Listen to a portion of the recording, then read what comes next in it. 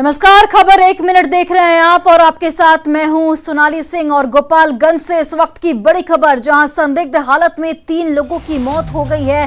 कई लोग यहां पर बीमार बताए जा रहे हैं। शराब पीने से मौत की आशंका जाहिर की जा रही है। बैकुंठपुर थाना क्षेत्र के बसा और सोनवलिया गांव का ये पूरा मामला बताया जा रहा है। बसा में 2 और सोनवलिया गांव में 1 की मौत हो गई। डीएम ने शराब से मरने से हालांकि इनकार किया है। डीएम ने कहा कि इस पूरे मामले की जांच के बाद ही मौत का खुलासा हो पाएगा। तो ये बड़ी खबर आपको बता रहे हैं गोपालगंज से, जहां पर संदिग्ध हालत में 3 लोगों की मौत हो गई है। कई लोग यहां पर बीमार बताए जा रहे हैं। शराब पीने से मौत की आशंका जताई जा रही है। बैकुंठपुर थाना क्षेत्र के बसा और सोनवलिया गांव का ये पूरा मामला बताया जा रहा है। और बसा में 2 और सोनवलिया गांव में 1 की मौत बताई जा रही है। डीएम ने हालांकि शराब से मरने से इनकार किया है। डीएम ने कहा है कि मामले की जांच कराई जाएगी और उसके बाद ही मौत की वजहों का खुलासा हो पाएगा।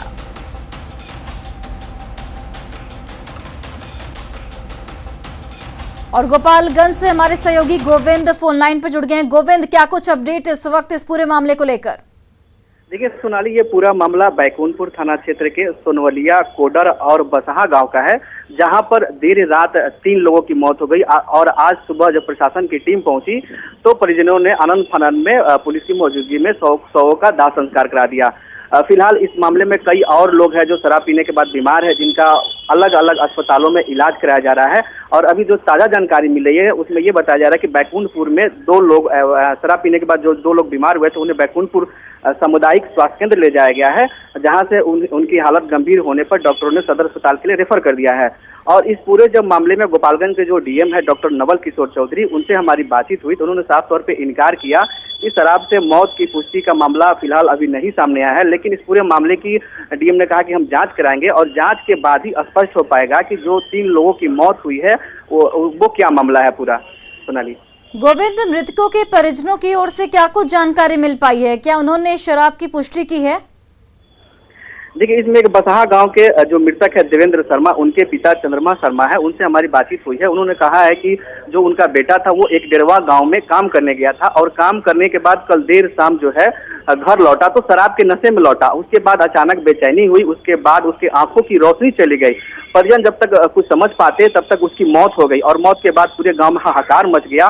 और जब सुबह हुई तो ये पता चला कि एक बसहा गांव है, वहां भी 2 लोगों की मौत हो गई है। तो कुल मिलाकर अभी देखा जाए तो 3 लोगों की मौत की बात सामने आई है। लेकिन शराब से मौत की पुष्टि प्रशासन ने इनकार किया है। लेकिन परिजन जो है वो साफ तौर पर कह रहे हैं कि ये लोग जो है वो शराब का सेवन कल किए थे और उसके बाद घर लौटे तो अचानक तबीयत खराब हुई, स्थिति बिगड़ी। उसके बाद पहले आंखों की रोशनी गई, उसके बाद इन लोगों की मौत हो गई।